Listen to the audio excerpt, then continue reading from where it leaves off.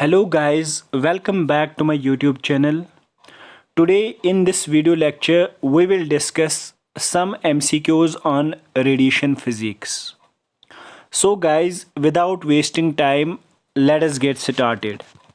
The first question of this MCQ series is the removal of one or more electrons from a neutral atom is called. जब किसी neutral atom से एक या एक से ज़्यादा इलेक्ट्रॉन्स रिमूव हो जाते हैं तो उस प्रोसेस को हम क्या बोलते हैं। तो चलिए गाइस देखते हैं ऑप्शंस क्या क्या है। Option number first is enthalpy, option number second is ionisation, option number third is excitation and option number four is all of these. जब किसी न्यूट्रल एटम से एक या एक से ज़्यादा इलेक्ट्रॉन्स रिमूव हो जाते हैं तो उस प्रोसेस को हम बोलते हैं आयोनाइजेशन। क्या बोलते हैं? Ionisation. So it's right option is option number B, that is ionisation. तो अगर आप और भी याद रखोगे तो जो आयोनाइजेशन प्रोसेस होती हैं, जब एक इलेक्ट्रॉन न्यूट्रल एटम से रिमूव हो जाता है तो वो जो एटम है इलेक्ट्रॉन के रिमूव होने से उस पर पॉजिटिव चार्ज चढ़ता है, तो इस तरह से आयोनाइजेशन में एक पॉजिटिव आयन बन जाता है और इलेक्ट्रॉन तो नेगेटिव होता है। So an ion pair is created here. ठीक है, हाँ। तो चलिए गाइस देखते हैं question number 2। Today's question number 2 is the energy required to remove the electron completely from the atom against the attractive forces of the positive nucleus is called as। ऐसी energy जो कि हमें ज़रूरत पड़ती है ताकि हम एक इलेक्ट्रॉन को कंप्लीटली रिमूव करें एक एटम से जो कि इलेक्ट्रॉन जुड़ा होता है अट्रैक्टिव फोर्स से पॉजिटिव न्यूक्लियस के साथ, तो ऐसी एनर्जी को हम क्या बोलते हैं। तो ऑप्शन क्या क्या हैं? Number first option is ionisation energy, number second option is electron gain energy, number third option is lattice energy and number fourth option is binding energy. तो गाइज अगर आपको याद होगा, जो एक इलेक्ट्रॉन होता है, इलेक्ट्रॉन न्यूक्लियस के साथ जुड़ा होता है अट्रैक्टिव फोर्स से। ठीक है, हाँ। तो अब अगर हमें क्या करना होगा, अगर हमें इस इलेक्ट्रॉन को एटम से कंप्लीटली रिमूव करना होगा तो हमें कुछ एनर्जी चाहिए जो कि इस अट्रैक्टिव फोर्स को ओवरकम करे, and that very energy we call it as binding energy. So the correct option for this question is option number D, that is binding energy. Binding energy. So guys, let's move to question number 3rd. Question number 3rd is very important question. The binding energy of K shell and L shell of hydrogen atom is respectively। जो हमारा hydrogen atom होता है उसके के shell और L shell में कितनी binding energy होती है, यानी ऐसा इलेक्ट्रॉन जो कि के शेल में प्रेजेंट होगा और एल शेल में प्रेजेंट होगा, उनकी बाइंडिंग एनर्जीज क्या होती हैं। तो ऑप्शंस देखते हैं क्या क्या हैं। तो first option is -13.5 electron volts and -3.4 electron volts. यहाँ पे आप लिखिए एंड, हाँ। तो option number B is 13.5 electron volts and 3.4 electron volts. Option number C is 3.4 kilo electron volts and 13.5 kilo electron volts, and number last option is -13.5 kilo electron volts and -3.4 kilo electron volts. तो अगर आपको याद होगा, किसी भी atom की जो binding energy होती है ना, it is of negative value, ये नेगेटिव होती है हमेशा।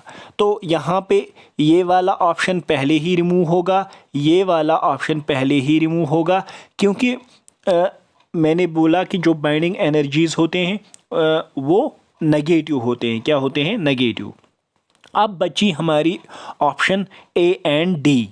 देखिए, जो के शेल हाइड्रोजन एटम के के शेल की बाइंडिंग एनर्जी होती हैं दैट इज -13.5 इलेक्ट्रॉन वोल्ट्स। ये याद रखना, electron volts, not kilo electron volts. So option number 4 is also neglected. Right option is option number A, that is -13.5 electron volts and -3.4 electron volts. तो चलिए guys देखते हैं आज का क्वेश्चन नंबर 4 क्या है। Now let's move to question number 4. Question number 4, it is also very important question, a numerical question, a conceptual question. To move an electron from K to L shell of the hydrogen atom, the energy required is. अगर हमें electron को move करना होगा from K to L shell of the hydrogen atom, hydrogen atom के K shell से L shell तक, तो हमें कितनी एनर्जी चाहिए? तो देखिए गाइस, अगर हम अभी क्या बात करेंगे, अगर हम बात करेंगे हाइड्रोजन एटम के शेल की और एल शेल की। अभी मैंने बोला प्रीवियस क्वेश्चन में कि के शेल में कितनी एनर्जी होती है -13.5 और एल शेल में कितनी होती है -3.4। सो अब अगर हमें के से एल तक लेना है इलेक्ट्रॉन को हाइड्रोजन एटम में, तो एनर्जी हमें कितनी चाहिए? That will be equal to energy of L minus energy of K shell. ठीक है, वो किसके बराबर हुआ? -3.4 माइनस टाइम्स 13.5। ये फॉर्मूला का माइनस है और ये 13.5 एल शेल की बाइंडिंग एनर्जी वैल्यू है। ठीक है, हाँ, तो ये कितना निकलेगा? ये निकलेगा हमें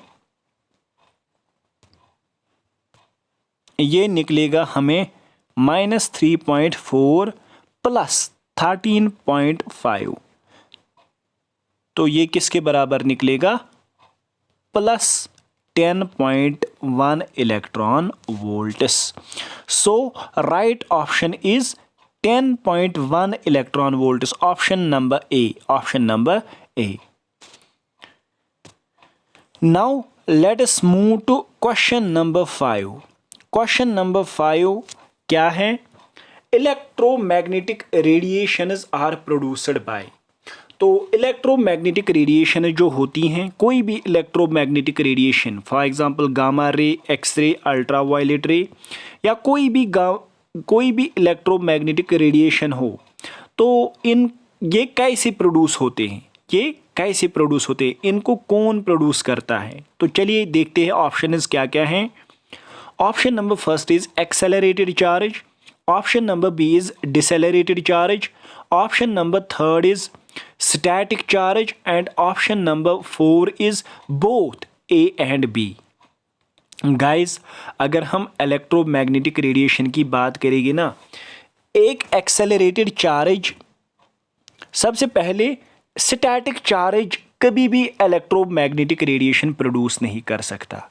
सो ऑप्शन नंबर थर्ड हम पहले ही नेगलेक्ट कर सकते हैं, तो ऑप्शन नंबर थर्ड नहीं आएगा। अब एक्सेलरेटेड चार्ज या डिसेलरेटेड चार्ज, एक्सेलरेटेड चार्ज भी कर सकता है, यानी एक्सेलरेशन का मतलब क्या होता है कि वेलोसिटी का इंक्रीज होना, वेलोसिटी पर यूनिट टाइम, ठीक है, हाँ, वो इंक्रीज होना। अब वेलोसिटी का कम होना, दैट इज डिसेलरेशन। तो इन दोनों सूरतों में, चाहे एक्सेलरेशन हो या डिसेलरेशन हो, अगर एक चार्ज की एक्सेलरेशन हो या डिसेलरेशन हो, ये इन दोनों कंडीशंस में इलेक्ट्रोमैग्नेटिक रेडिएशंस प्रोड्यूस होते हैं। So it's right option is option number D, that is both A and B. So electromagnetic radiations are produced by both accelerated charge as well as decelerated charge.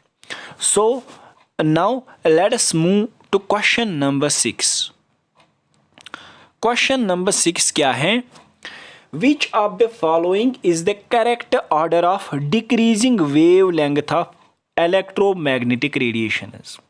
अगर हम electromagnetic radiations की बात करेंगे या electromagnetic spectrum की बात करेंगे, question में दिया गया है ऑर्डर electromagnetic radiations का, तो हमें यहाँ से डिक्रीजिंग वेवलेंथ का करेक्ट ऑर्डर दिखाना है, वो चूज़ करना है कि डिक्रीजिंग वेवलेंथ का करेक्ट ऑर्डर किस में दिया है. डिक्रीजिंग वेवलेंथ मतलब सबसे पहले ज़्यादा वेवलेंथ आनी चाहिए, उसके बाद उससे कम और उसके बाद उससे कम. ठीक है. हाँ, देखिए पहली ऑप्शन अगर हम लेंगे, गामा रेडिएशन जो होती हैं इसकी फ्रीक्वेंसी सबसे ज़्यादा होती हैं, इसकी फ्रीक्वेंसी सबसे ज़्यादा होती हैं, सो वेवलेंथ सबसे कम होगी. उसके बाद एक्सरेज की वेवलेंथ इससे ज़्यादा और माइक्रोवेव्स की वेवलेंथ इनसे ज़्यादा. ठीक है. So this is not the correct order, क्योंकि वेवलेंथ हमें डिक्रीजिंग वेवलेंथ दिखानी है, तो इसकी वेवलेंथ कम, ज़्यादा और माइक्रोवेव्स की सबसे ज़्यादा, तो ये इंक्रीजिंग ऑर्डर हुआ. ठीक है. उसके बाद देखिए माइक्रोवेव्स, एक्सरेज, गामा रेज, ये इसका रिवर्स है, तो गाइज यही इसका राइट आंसर है. अब हमें थर्ड और फोर्थ देखने की ज़रूरत नहीं है, तो चलिए देखते भी हैं कि इनमें क्या होता है. X-rays less than gamma rays less than microwaves, this is not the right option, क्योंकि एक्सरेज सबसे पहले आना चाहिए, एक्सरेज यहाँ होना चाहिए, गामा रेज यहाँ होना चाहिए. ठीक है. हाँ, तब ये ठीक होता. तो same is the case with option number D, so it's right answer is option number B. Very nice. So let us move to question number 7. Question number 7. Question number 7 हमें क्या बताता है? Which of the following modality uses ionizing radiation? तो बहुत ही important question है ये. तो question में कुछ मॉडलिटीज़ का नाम दिया गया है, तो इनमें से हमें चूज़ करना है ऐसी मॉडलिटी जिसमें आयोनाइजिंग रेडिएशन यूज़ होती हैं. ठीक है. हाँ, तो चलिए ऑप्शंस देखते हैं क्या क्या हैं. Option number first is ultrasonography, option number second is thermography, option number third is bronchography, option number fourth is none of these.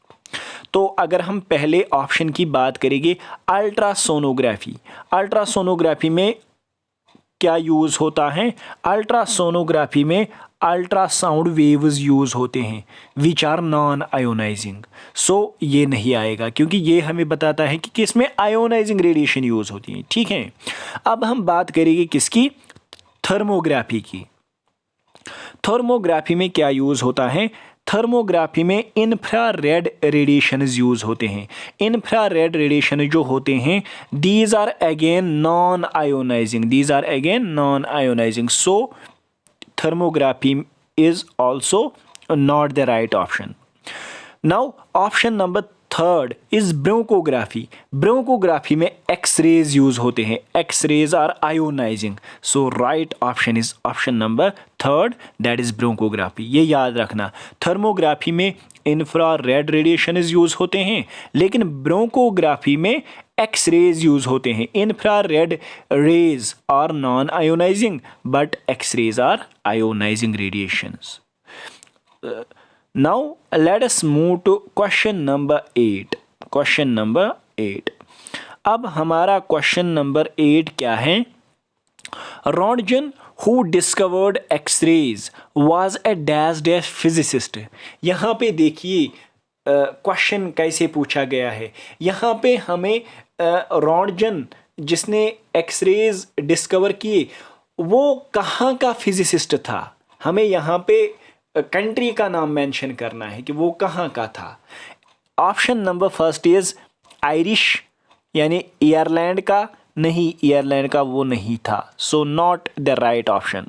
French यानी फ्रांस, वो फ्रांस का नहीं था, so option number B is also not the right option.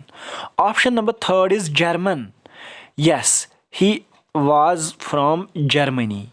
Röntgen was from Germany. It is the right option.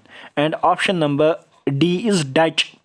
He was not from Holland. Dutch means Holland. So he was not, or Netherlands. He was not from Holland or Netherlands. So right answer is question number C. So Röntgen, who discovered X-rays, was a German physicist. Very important question. This was question number 8. Now let us move to question number 9. Question number 9 क्या है? X-rays have wavelength of.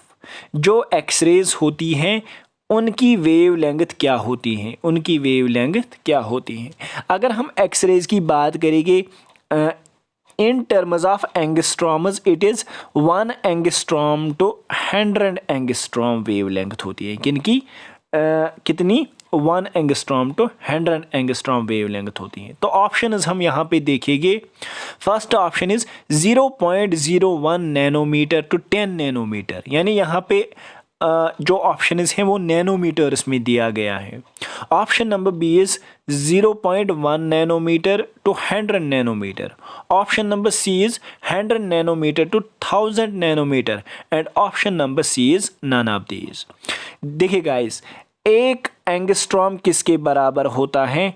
एक angstrom बराबर होता है 0.1 nanometre के बराबर। तो अब हम इस हिसाब से अगर करेंगे तो सॉरी, जो मैंने यहाँ पे बोला ना 1 angstrom to 100 angstrom, it is 0.1 angstrom to 100 angstrom. ये करेक्ट कर लेना प्लीज़। 0.1 एंगस्ट्रॉम टू 100 एंगस्ट्रॉम की वेवलेंथ होती है एक्सरेज की। तो अब मैंने बोला कि 1 angstrom is equal to 0.1 nanometer. So जब हम इसको कन्वर्ट करेंगे तो 0.1 को इंटू करेंगे 0.1, ये बन जाएगा 0.01 नैनोमीटर। 100 को इंटू करेंगे 0.1 तो ये बन जाएगा 10 nanometre. So right option for this question is option number A, that is 0.01 nanometre to 10 nanometre. ठीक है, कोई एंगस्ट्रॉम में याद रखे या नैनोमीटर्स में डायरेक्टली याद रखे तो एक ही बात है, लेकिन अगर एंगस्ट्रॉम से कन्वर्ट करना होगा नैनोमीटर्स में तो 1 angstrom is equal to 0.1 nanometres. Very important. ठीक है, हाँ। Now today's last and the 10th question is hard X-rays have. हमारे पास एक्सरेज की दो टाइप्स होते हैं। First is hard X-ray and second is soft X-ray. Hard X-rays क्या होती हैं? पहले हम ऑप्शन इज देखेंगे। Option number first is high energy, option number second is short wavelength, option number third is both A and B, option number D is none of the above. ठीक है, हाँ। देखिए guys, जो मैंने बोला कि हमारे पास जो होती हैं क्या, हमारे पास जो होती हैं एक्सरेज, तो उनकी वेवलेंथ 0.1 एंगस्ट्रॉम से 100 एंगस्ट्रॉम तक रेंज करती है। ठीक है, हाँ। तो अगर किसी एक्सरे की वेवलेंथ ज़्यादा होगी, क्या होगी? ज़्यादा होगी, यानी 4 एंगस्ट्रॉम से ग्रेटर देन होगी, तो it is called as wavelength ज़्यादा होगी तो it is called as soft X-ray. क्या बोलते हैं? Soft X-ray. अगर लेस देन 4 एंगस्ट्रॉम होगी यानी वेवलेंथ बहुत कम होगी तो it is called as hard X-rays. So hard X-rays ऐसी एक्सरेज होती हैं जिनकी वेवलेंथ शॉर्ट होती हैं। क्या होती है? शॉर्ट होती हैं, लेस देन 4 एंगस्ट्रॉम्स होती हैं। तो हार्ड एक्सरेज की वेवलेंथ शॉर्ट होती हैं। आपको पता ही है कि जो एनर्जी होती हैं या फ्रीक्वेंसी होती हैं, एनर्जी और frequency is inversely proportional to wavelength. So wavelength short होती है हार्ड एक्सरेज की, सो एनर्जी हाई होगी। तो जो हार्ड एक्सरेज होते हैं ये ऐसे एक्सरेज होते हैं जिनकी शॉर्ट वेवलेंथ होती हैं लेस देन 4 एंगस्ट्रॉम्स और जिनकी हाई एनर्जी होती हैं। So first option is also right, second option is also right, so it is correct option is option number C, that is both A and B, both A and B, that is